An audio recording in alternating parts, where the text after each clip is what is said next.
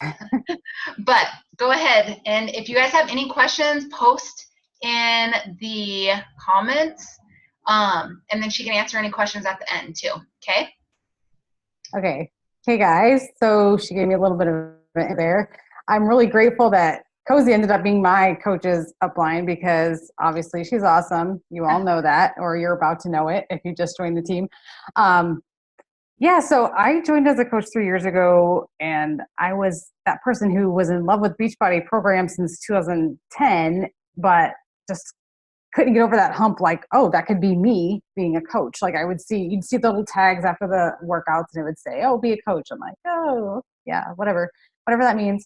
Um, but then I started. The funny thing is, back in 2015 when I started seeing a couple people in my newsfeed become coaches, and I just got that little twang of like jealousy. Like, what are like? Well, they're doing it. Why can't I do it? So after asking myself that question, I did to do it. So I already had a lot on my plate. My husband was concerned about, like, you already work full time, you have two young kids, like, how are you going to make this work? I'm like, listen, like, it's just something I feel like I have to do. And I said, give me 3 months. He said, okay. Well, even after 1 month, I just loved it so much. It was the community, it was the personal development, it was being able to start to see people I was helping, and it just snowballed from there. And so I think the most important thing, like Cozy touched on, is that I feel like I do my coaching crap every day in some regard. That's not to say I've never had a day where I didn't do my full power hour, but I'm doing something. I'm responding to messages, or I'm sending a couple messages, or I'm just like sharing love on social media, or at least thinking about how I'm going to post on Facebook or Instagram. Because I just feel like if that momentum stops, then your business is going to stop. Um, and like from your own experience, probably, like when you're working out or eating right or anything you're doing, if you stop for like a week, that turns into 2 weeks, that turns into 3 weeks, that turns into forever. And if you can just think about something you can do to chip away at your coaching business every single day and be intentional about what you're doing, then you're going to see success, and you're not going to slow down. So for me, I make this a priority in my life because it feeds every aspect of my life. And I don't I don't know what I would be where I'd be right now if it wasn't for personal development. Like I lost my job of like 13 earlier this year, and then I threw out my back. It was like this horrific chain of events at the end of January. And I don't think that I would be able to have picked myself up from that nearly as fast if I hadn't been for coaching and that community and that support, like the outpouring of love from people that I know. So making coaching a priority in my life so that's like a mindset piece. I am definitely in much better shape, like consistently now than I ever was before. Before I would maybe dabble. Maybe I would do the 21-day fix on my own before I was a coach, and then I'd not do anything in 2 months. And so now with the consistency piece, that helps me keep in great shape. When you start your coaching business, or whether you're just starting out or whether you're in the middle of it, make sure you're in communication with the people in your household. Like the people that love you and want to support you, they need to know that this is a priority in your life too, so that they're not groaning and upset that you're getting out your computer, your phone again that day because you're working on your coaching business. Let them know that why this is important to you and how they can give you this hour to do this, and then you'll be free to do other things. Like with my husband and I do my coaching business, but then put the kids to bed, and then maybe that last hour before bed is him and I watching a show or playing a game or doing something together, so that it's not just all about me being on my phone or my computer all the time. And that comes in like intentional with when you return messages. This is just even in the last couple of weeks, last month or so, I've decided in the middle of my day, my work day, I used to just eat at my desk and just keep in on my day job. Well, now I take that half an hour time, I shut my door, and I just do intentional work with my power hour, like a 30-minute block of time. And that frees up more of my evening time too, to be with my husband and my kids. As a coach, I think it's vitally important that you have some sort of system in place. And I know you get this beaten into you with other people saying, have a system, you have to track people, but it is so important. And maybe it's just me, I don't think it is, but I am scatterbrained. Like I can't remember things. And so if I didn't have a memory jogger of some sort, then I wouldn't even know who to follow up with. Because at this point, after 3 years, I have like 3,000 people in my database. And so I can tag people in my database. I use this program called Teamsy, this web-based program, and I can just set follow-up dates. I can set people as a priority rank. And then with it automatically come up into my feed in my system that I should be reaching out to. My first year or so as a coach, I just kept like a Google Sheets document. As an accountant, I love spreadsheets. It's not going to come as any shock to anybody.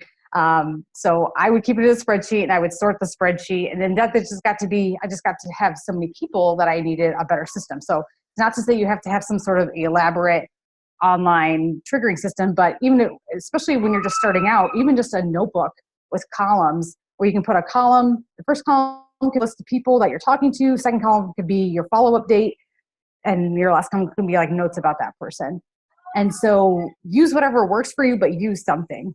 And you guys probably have like your power hour sheets that you have, and that could be a way of memory jogging. So if you have a power hour sheet with the names of 3 people, let's say you invited that day, well, you can just flip through your sheets and 3 days later, go back to that sheet, your power hour sheet, and that's who you can follow up with. So that can be how you get the ball rolling with tracking. And even if you've never tracked before and you've been a coach for, let's say, 6 months, just start doing something today. Any day could be your reboot of what you're doing today, because we have to constantly change and grow as our business grows and as we grow as people, and having systems in place really helps that. Okay, another tip for me is to make sure you have a fun challenge group set up. I have been in groups. I've led groups before that have just been duds. And when your group is a dud, does it make you excited to get in there and like pep everybody up? Like, no, you're just like, oh, I'm checking in this group tonight. No one's commenting. No one's paying attention. So what I do is, a few things. I team up with other coaches. Like I have a success partner, her name's Erin.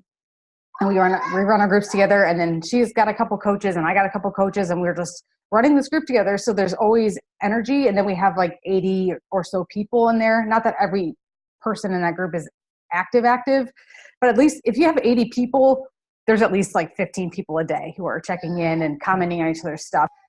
Fun. In the Facebook groups, you can use group insights. Sorry, just like my girl. I don't know if you can hear my kids. Hey, guys, be a little quieter. Okay. All right. There's group insights. So what I've done lately is I'll pull up the group insights for the last 7 days, and I'll click top engagers, and then I'll just make like a picture, a graphic that's like top 10 engagers of the week, and they just love it. I've slacked on it last week because I forgot to do it, but I'd done it like every week for like 6 weeks, and everyone was really liking that. And I find Facebook works best for me. I've done my challenge tracker app before, and I always have one of those running in case I just have only Instagram people who aren't on Facebook. But just make your groups fun, whatever that means to you. Just change things up. Prizes can be good or bad. Like right now we have a $50 gift card in our group, but like literally 3 people are going for it, and so it's kind of, you just keep throwing things at walls, and you keep trying it for things and seeing what works. Okay. Instagram and Messenger stories. So whether you're on Instagram, whether you're on Facebook, or a combination of the two, you want to make sure you're putting stories out there. It's the highlight of your day. So be consistent. Like every morning I'm sharing 2 workout clips that there's this app called Hype Type. And so I just bring up my video in Hype Type. I add some music, I add a font, and then you put it on your Facebook. I put it on my stories. So people know they can get that from me. People are going to know that they're going to see me drinking my shake every morning, and I'm not like shoving it in their faces saying buy this shake. I'm outside of my house, like just in my work clothes with my shake, just with maybe my recipe of the day or something like that. And so they know that they can get that from me. And then everything else during my day might just be a clip of my kids. It might be me at work. It might be my lunch I packed that day that's healthy. And also I'm adding things like polls. If you haven't started using polls yet on your Instagram stories or Facebook stories, because both places have it, do that, because that's just an easy way for people to let you know that they're interested. And another tip I learned from somebody else, one of the top coaches, saying don't use yes or no answers on your polls. Like if you say, did you know you could do this group with me? Like if you're sharing about your group, say, yes, I've been meaning to join, or no, but that sounds really interesting. Tell me more. And so those could be your kind of two answers, because who cares if somebody says no? You don't need more people telling you no via polls. On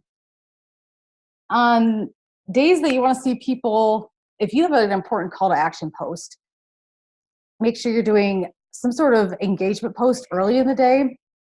Like, oh, what's your favorite color? I don't know. That's a dumb thing, but it's just an example.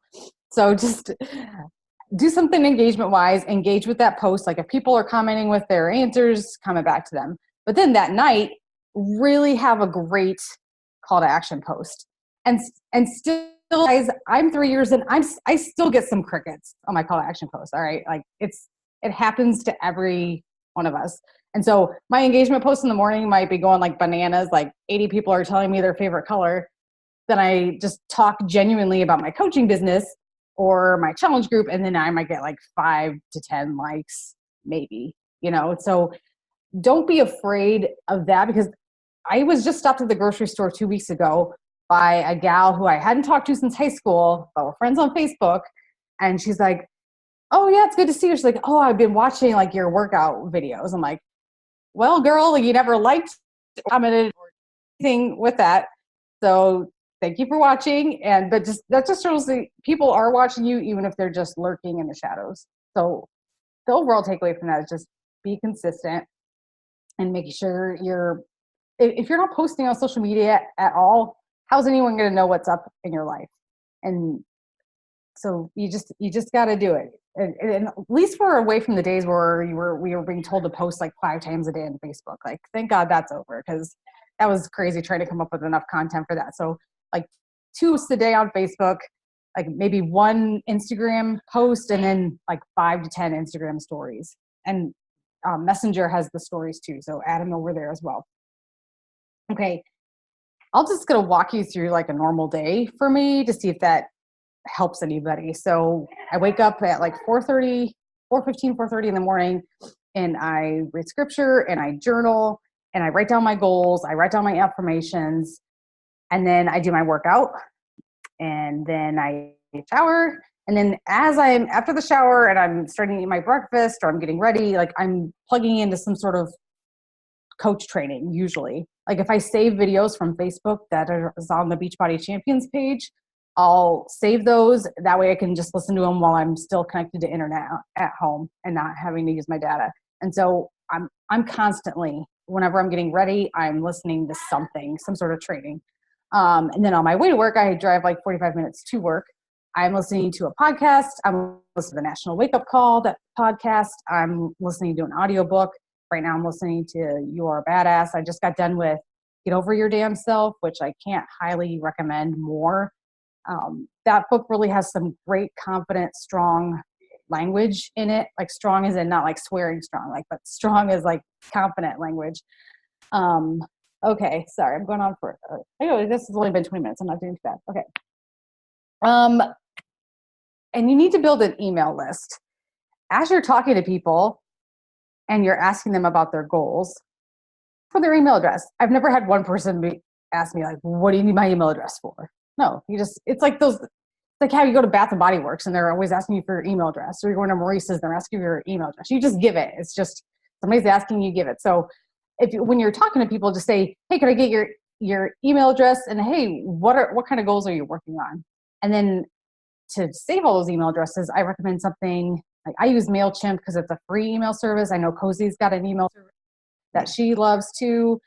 There's all sorts of email services out there, but I just have this database now of like 400 people on my MailChimp list where I can create really pretty emails and then send them out to my whole list. And so that's helpful. Affirmations are really important. And I always was told they were important, but it wasn't until really the last few months that I've really been doing them. Like I have a list of affirmations that I have already written out that I'll read through every day. And then I have this other like check-in page. I'm doing this push to Star Diamond group, and you're asked to write an affirmation at the top. So now I make up a couple new affirmations every day that I read through. And it's just training your brain to seek out what you're wanting. And so when you put those affirmations out there, it's digging into your subconscious, and you're going to have that mindset to help you go forward. Okay. Let's see. So I guess lastly, let's just say be confident in your language. Whether you just starting out or whether you've been in coaching for a while, you have something to offer the world. You're not just in this because you're trying to get a quick buck or get somebody to have an easy fix. You're in this because you want to change your health in life and you want to change the lives of others around you. So that's why we're here. And so when you reach out to somebody to invite them, you're doing them a favor by inviting them. And so if somebody says no to you, that's not against you. That's just where they're at in their journey and what their level of understanding is. Now, like and you're going to get the messages from people who are rude, but it's very few and far between. I found they'll either ignore you or they'll just say no thanks. But even if somebody says no thanks, you can say, hey, no worries. Do you mind if I circle back with you a couple months down the road to see if that's a better time? And they might say, no, get away from me, but they don't. And so you always can follow up with those people. I recommend building like some sort of library of confident language. Like I know the girls on our team that like we pose questions to each other, like, how would you respond to this? Well, if somebody gives you like a real gem of a response, just save it to the notes on your phone, save it to a Google Doc, save something that you can go back and reference it. That way you just have an idea. And one great thing about our team is that we just have awesome message threads. And so we're always willing to share with you guys what our best practices are and how we would respond to something. Because sometimes you can't see it when you're so close up to it, like what the right answer is. And so somebody else might have a good idea. Okay. All right. That was what I had to say. If anyone has any questions, I'd be happy to answer. I'm trying to upgrade my account. It's not working. But so we have 5 minutes left. I totally agree. Diana has the best responses. And her confidence in her responses is like skyrocketed. So if you have if you need some help with your responses, seriously, Diana's so good. Does anybody have any questions for Diana? When did you start noticing your business like really taking off? And did you feel like you started doing something different at that point, or was it just you kept doing the same things and it finally just took off? I think this year, it's in the last 6 months or so, it's been really good because of Instagram stories. And I'm being intentional about seeing who's watching my Instagram stories. Like when you do the swipe up, like when you're on your own story, you can swipe up and see who's viewing it. And so I went from being consistent, like having the same pattern, not that you have to have everything exactly the same, but I went from having like 30 people view my stories to like 130 just in the last 6 months. It just helps you know who you can reach out to, because if they're watching your stories, then it's almost like you have permission to reach out to them because they're watching you. I've always been super consistent with my activities, but I think Instagram itself is a way to find awesome people, and it's more friendly. Like people on Facebook can be a little bit more closed off. So if you're not already heavily in Instagram, I would recommend that. I think and I started with Instagram really heavily last October, and I was in a Josh Coates group, and I was complaining to my success partner. I'm like, this is going so slow, but it's because anything you start new is going to have like a warming up period. So I noticed from like October or December last year on Instagram, like I'm starting to build.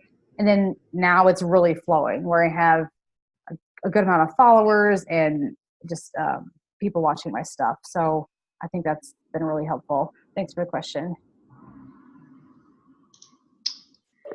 Thanks. Sorry, my kid's crying, so I muted myself. That's okay. Any other questions? I just like, every time when Diana's like, I'm doing the work, I'm like, I know. Like, and that's why I'm like, I understand that especially the first year, you guys, is the hardest by far. Okay. But like at some point, I promise you'll hit a point where you're just like, that momentum, you're just going to ride with it. You're going to work your butt off and maybe not make as much money the first year, but at some point you're just going to start riding with it. Volume's going to pick up and everything is just fun. I know. Kayla's the only one coming to the retreat. I'm sad that every single one of you aren't coming to our retreat. But I don't know. I just think that if you just do your work every single day and do it with intention and just bust it out, like you should not be working all day. Okay. You should be able to bust out your work and put your phone away. Do some Insta stories here and there. Like when I see people that have 50 Insta stories throughout the day, I'm just like, holy crap, do you ever put your phone down? Do you know what I mean? Like you don't want to be that type of person because then people are going to think like, I can't do what she's doing. I don't want to be on my phone all the time. Or I'm like, I'm not. Like technically lots of times I am because I'm just at home by myself. Like, okay. But people that have kids, you shouldn't be on your phone all the time. Okay. So figure out how to work it into your business or your life. Work your business into your life. Yes, seriously, Kayla, same. The days I do a little bit less stories, like 10 and under, I get more views. So just because I feel like most people don't have time just to sit and watch 50 stories. And if they do have time, then they should be coaching, let's be honest. But yeah, I just want to like encourage everybody, don't get frustrated. And if you are frustrated, it's okay to like reach out to us and like talk to us about if you're frustrated about stuff. That's why we're here. That's why the community is here to help lift each other up. Because we all go through times. Okay. We go through times where we feel blah. And it's just how it is. That's just how it is. Okay. But I do think what Diana said about keeping a fun group going on, because if we don't have something fun, like no one else is going to want to do it either if we're not having fun. So super, just like watch Diana, what she's doing the right stuff. Okay. This is going to shut off, but thank you all for hopping on. And don't forget about our sneak peek on Thursday. If you're not in the group, make sure that you are. Message one of us if you're not in that sneak peek group. But yes, this is just going to cut off in 2 seconds. But thank you, Diana. Seriously, she's a rock star. You're all rock stars. My pleasure. Love you guys. Okay, love you guys. Bye. Bye.